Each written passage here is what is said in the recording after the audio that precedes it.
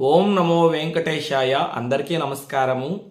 రేపు శనివారం శని త్రయోదశి, అంటే ఈ 2026 సంవత్సరం ఫిబ్రవరి నెల 14వ తారీఖు, అంటే రేపు ప్రదోష వేళలో త్రయోదశి తిథి ఉంది.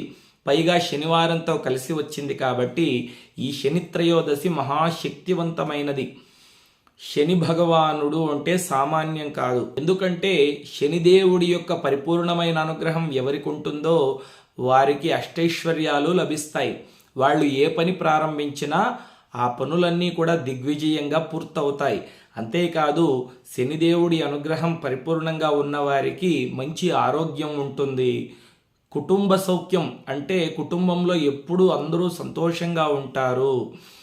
సమాజంలో కీర్తి ప్రతిష్టలు లభిస్తాయి. ఎవరినైతే శని భగవానుడు క్రూర దృష్టితో చూస్తాడో వాళ్ళు జీవితంలో అతఃపాతాళానికి పడిపోతారు. ఎప్పుడూ భార్యాభర్తల మధ్యలో గొడవలు జరుగుతూ ఉంటాయి. ఆర్థిక సమస్యలు, ఎంత సంపాదించినా చేతిలో చిల్లి గవ్వ కూడా మిగలదు. సమాజంలో ఏ తప్పు చేయకపోయినా వారిని దోషిగా అందరూ చూస్తూ ఉంటారు, వారిని తప్పులు పడుతూ ఉంటారు. కుటుంబంలో మనశ్శాంతి ఉండదు. ఎప్పుడూ అనారోగ్య సమస్యలు, ఏవో చీకాకులు, ఇటువంటివన్నీ కూడా కలుగుతూ ఉంటాయి. భార్యాభర్తలకు ఎప్పుడూ గొడవలు కలుగుతూ ఉంటాయి. పిల్లలు చదువులో రాణించరు. తల్లిదండ్రులు చెప్పేటువంటి మాటల్ని పిల్లలు వినరు. ఎప్పుడూ కూడా చికాకులు ఉంటాయి. కాబట్టి శని త్రయోదశి నాడు మనం కొన్ని విధి విధానాలు పాటించినట్లయితే శని భగవానుడి యొక్క పరిపూర్ణమైన అనుగ్రహం మనందరికీ కలుగుతుంది. ఆయన అనుగ్రహం కలిగితే ఇక నవగ్రహాల అనుగ్రహం పరిపూర్ణంగా కలిగినట్లే. శని త్రయోదశి నాడు నల్ల నువ్వుల నూనెను శరీరానికి లేపనం చేసుకోవాలి. తలకంతా కూడా చక్కగా ఈ నల్ల నువ్వుల నూనెను పూసుకోవాలి. స్త్రీలు, పురుషులు, చిన్నపిల్లలు, పెద్దవాళ్ళు ఎవరైనా రాసుకోవచ్చు. నువ్వుల నూనె దొరకని వాళ్ళు, మా ఇంట్లో నువ్వుల నూనె లేదు, మాకు ఎక్కడా దొరకదు అన్నటువంటి వాళ్ళు స్నానం చేసేటువంటి నీళ్లలోకి కాస్త నల్ల నువ్వుల్ని వేసుకొనైనా చక్కగా తలస్నానం చేయవచ్చు. తలస్నానం చేసిన తర్వాత బాగా ఉతికి ఆరవేసినటువంటి వస్త్రాల్ని ధరించాలి. ఆ తర్వాత ఇంట్లో చక్కగా నల్ల నువ్వుల నూనెతో దీపారాధన చేయాలి. చక్కగా దీపంలో నల్ల నువ్వుల నూనె పోసి 3 ఒత్తులు వేసుకొని చక్కగా వెంకటేశ్వర స్వామిని ఆరాధించాలి. ఎందుకంటే శని భగవానుడికి ఇంకొక పేరు కలిపురుషుడు. వెంకటేశ్వర స్వామి ఎవరండి? కలియుగానికి అధిపతి. అంటే శని భగవానుడు వెంకటేశ్వర స్వామి యొక్క పరమ భక్తుడు. అందుకే శనివారం రోజు మనం వెంకటేశ్వర స్వామిని విశేషంగా పూజిస్తాం. సప్త శనివారాల వ్రతం కూడా మనం శనివారం రోజే చేస్తామన్నమాట. వెంకటేశ్వర స్వామిని ఎవరైతే పూజిస్తారో వారిని శని భగవానుడు పీడించడు. జన్మశని, ఏలినాటి శని, అర్ధాష్టమ శని, ఈ శని దోషాలు పరిపూర్ణంగా తొలగిపోతాయి. శనివారం రోజు వెంకటేశ్వర స్వామి దగ్గర నువ్వుల నూనె దీపం వెలిగించి స్వామిని పూజించినట్లయితే, నువ్వుల నూనెతో దీపారాధన చేసి వెంకటేశ్వర స్వామికి గంధము, కుంకుమ, అక్షతలు సమర్పించి తులసి దళాలతో పూజించండి. ఆ తర్వాత ధూపదీప నైవేద్యాలు సమర్పించాలి. నైవేద్యం ఏం పెట్టాలంటే నల్ల నువ్వుల ఉంటలు, అంటే చిమిలి ఉంటలు. బెల్లం పాకంలోకి నల్ల నువ్వులు వేసి చిన్న చిన్న ఉంటలుగా చేస్తారు కదా, 7 చిమిలి ఉంటల్ని వెంకటేశ్వర స్వామికి నివేదన చేసి ఒక ఉంటను మీరు ప్రసాదంగా తీసుకొని మిగిలింది కుటుంబ సభ్యులకు, అక్కడ ఇంటి దగ్గర ఉన్నటువంటి పిల్లలకు ఎవరికైనా కూడా పంచిపెట్టవచ్చు. శని త్రయోదశి నాడు శని దోషము ద్వారా బాధపడుతున్నటువంటి వాళ్ళు పూజా మందిరంలో కావచ్చు, లేదంటే దగ్గరలో ఎక్కడైనా శని భగవానుడి దేవస్థానం ఉంటే ఆ దేవస్థానానికి వెళ్ళి గోత్రనామాలతో పూజ చేయించుకోండి. ప్రదోష వేళలో శని భగవానుడి దేవాలయానికి వెళ్ళి ఆయన దర్శనం చేసుకొని గోత్రనామాలతో పూజ జరిపించుకొని అక్కడ ఓం శం శనైశ్చరాయ నమః, ఓం శం శనైశ్చరాయ నమః, ఓం శం శనైశ్చరాయ నమః అనే మంత్రాన్ని 108 సార్లు జపం చేసుకోండి. చాలామంది ఓం శం శనీశ్వరాయ నమః అంటారు, శనీశ్వరుడు కాదండి, శనైశ్చర అని పలకాలన్నమాట. మీ దగ్గరలో ఎక్కడ శని భగవానుడు దేవాలయం లేకపోతే నవగ్రహాల దేవస్థానం ఉంటుంది కదా, లేకపోతే ఈ శివాలయం పక్కన కూడా ఈ నవగ్రహ ప్రతిష్టాపన చేసి ఉంటారు. అక్కడ నవగ్రహాలకు 9 ప్రదక్షిణలు చేసి నీలాంజన సమాభాసం రవిపుత్రం యమాగ్రజం ఛాయామార్తాండ సంభూతం తం నమామి శనైశ్చరం. ఈ మంత్రాన్ని ఒక 3 సార్లు కావచ్చు, 9 సార్లు కావచ్చు చెప్పుకొని ఆ తర్వాత ఓం శం శనైశ్చరాయ నమః అనే మంత్రాన్ని అక్కడైనా మీరు జపం చేసుకోవచ్చు. ముఖ్యంగా స్త్రీలు పురుషులు ఎవరైతే ఎక్కువ ఇబ్బందులు పడుతూ ఉన్నారో, ఎక్కువ సమస్యలతో సతమతమైపోతున్నారో అటువంటి వారు ఒక నల్లని వస్త్రాన్ని తీసుకోండి. ఆ నల్లని వస్త్రంలో ఒక 3 స్పూన్లు నల్ల నువ్వులు వేయండి.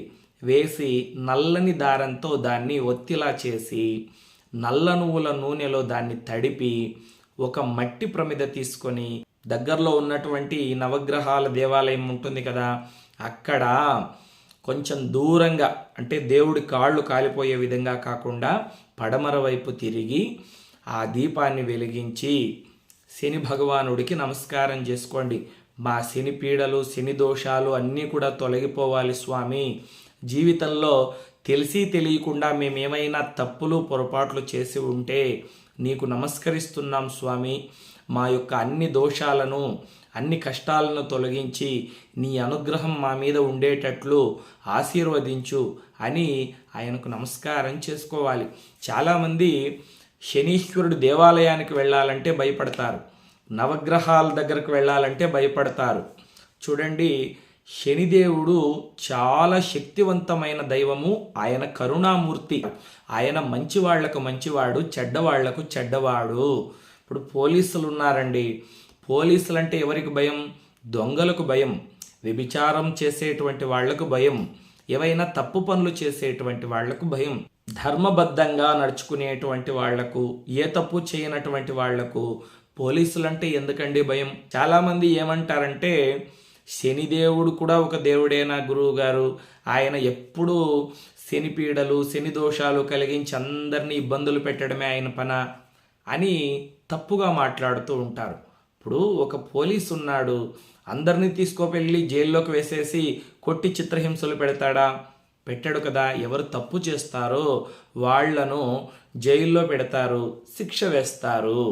ఇప్పుడు తప్పు చేసిన వాళ్ళని జైల్లో వేయకుండా, వ్యభిచారాలు చేసేటువంటి వాళ్ళని జైల్లో వేయకుండా, దొంగతనాలు చేసేటువంటి వాళ్ళని జైల్లో వేయకుండా అలాగే వదిలేస్తే సమాజం బాగుంటుందా? సమాజంలో ఉన్న చీడ పురుగుల్ని ఏరేస్తేనే కదా సమాజం బాగుంటుంది. అదేవిధంగా శని భగవానుడు ఎవరు అహంకారంతో ప్రవర్తిస్తారో, ఎవరైతే తప్పులు చేస్తారో అటువంటి వారికి ఒక మొటిక్కాయ వేసి వారిని సరైన మార్గంలో నడిపిస్తాడన్నమాట. కాబట్టి శని భగవానుడి అనుగ్రహం పరిపూర్ణంగా ఉన్నటువంటి వాళ్లకు జీవితంలో ఎటువంటి కష్టము ఉండదు. వాళ్ళు ఆయురారోగ్యాలతో, అష్టైశ్వర్యాలతో సంతోషంగా ఉంటారు.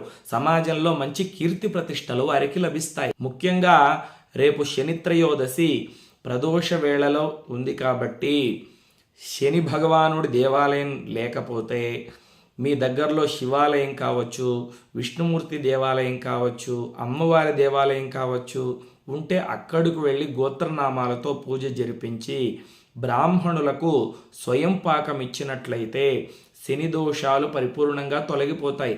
వీలుంటే ఆ స్వయం పాకంలో చక్కగా కాస్త నువ్వులను కూడా ఇచ్చే ప్రయత్నం చేయండి. ముందుగా అక్కడ బ్రాహ్మణోత్తముల్ని అడగండి, ఇలా స్వయం పాకంలో మేము నువ్వులను కూడా దానం చేస్తూ ఉన్నాము అని. వాళ్ళు తీసుకుంటే ఇవ్వండి, లేకపోతే నల్ల నువ్వులు, చిమిలి ఉంటలు ఉంటాయి కదా, దాన్ని చిన్నపిల్లలకు అక్కడ పంచండి. మన శని దోషాలు వాళ్ళకు వెళ్ళిపోతాయేమో అని భయపడకండి, అలా ఏమీ వెళ్ళవు.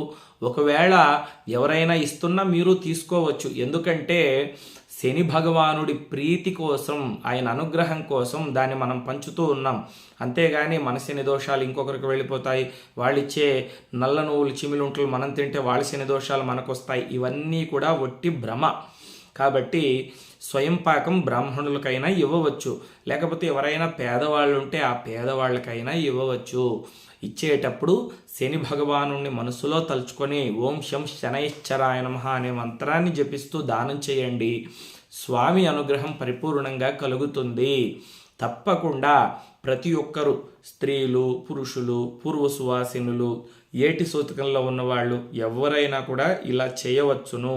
కానీ మైల ఉన్నటువంటి వాళ్ళు జన్మాశౌచము, మృతాశౌచము అంటే తెలుసు కదా. జన్మశౌచం అంటే ఎవరింట్లో అయినా బిడ్డ పుట్టి ఉంటే 9వ రోజో 11వ రోజో బిడ్డకు పురుటి స్నానం చేయించే వరకు ఉండేటువంటి శౌచాన్ని జన్మశౌచము అంటారు. మృతాశౌచము అంటే ఎవరింట్లో అయినా మరణిస్తే, దాయాదుల్లో ఎవరైనా మరణిస్తే పెదకర్మ ముగిసే వరకు మృతాశౌచము ఉంటుంది. కాబట్టి జన్మశౌచము, మృతాశౌచము ఉన్నటువంటి వాళ్ళు మాత్రము ఈ శనిత్రయోదశి నాడు శని భగవానుడికి పూజ చేయడం కానీ, అదేవిధంగా నల్ల నువ్వుల దీపం వెలిగించడం కానీ, మంత్రాన్ని జపించడం కానీ చేయకూడదు. స్త్రీలు ఋతుదోషం ఉన్నట్లయితే చేయకూడదు. 5వ రోజు స్నానం ముగిసి ఉంటే తప్పకుండా చేసుకొనవచ్చును. ఒకవేళ రేపు శనివారం రోజు శనిత్రయోదశి నాడు కుదరినటువంటి వాళ్ళు మళ్ళా 16వ తారీఖు సోమవారం నాడు శని జయంతి ఉంది. శని జయంతి అంటే శని భగవానుడు పుట్టినటువంటి రోజు అన్నమాట. శని త్రయోదశి నాడు కుదరినటువంటి వాళ్ళు శని జయంతి నాడు మీరు ఈ పరిహారాన్ని చేసుకోవచ్చు. శని భగవానుడి యొక్క పరిపూర్ణమైన అనుగ్రహం మీకు, మీ కుటుంబ సభ్యులకు కలుగుతుంది. లోకా సమస్తా సుఖినో భవంతు. స్వస్తి.